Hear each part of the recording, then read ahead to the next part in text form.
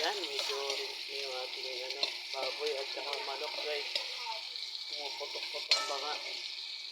Pwede natin konting sabaw.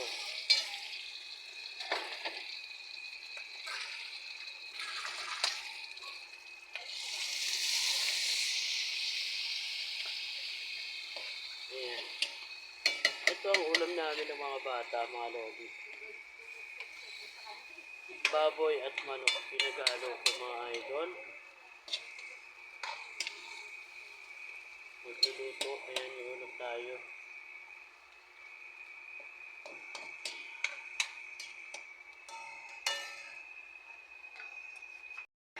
Oyster sauce.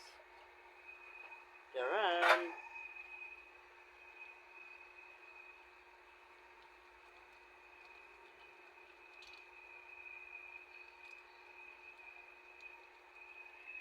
Ano?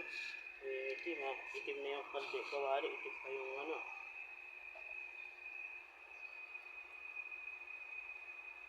ito na yung suka. Kaya pwede na siyang haluin. Para di umasin.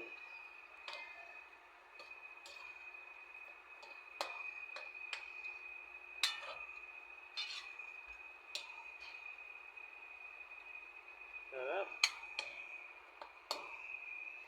Shout out nga pala sa ate ko guys. Yung kanin niya.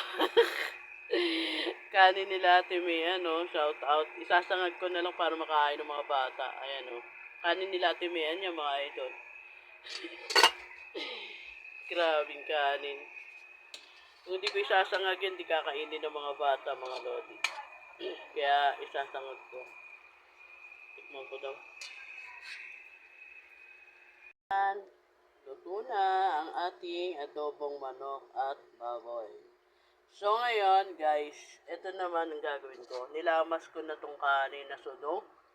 Buti na mareremedyahan pa. Ayan.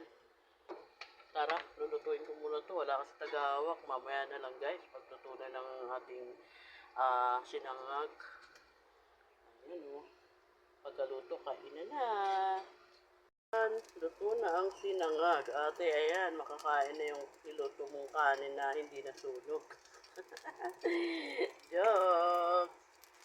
Naliligo ka siguro, no? Kaya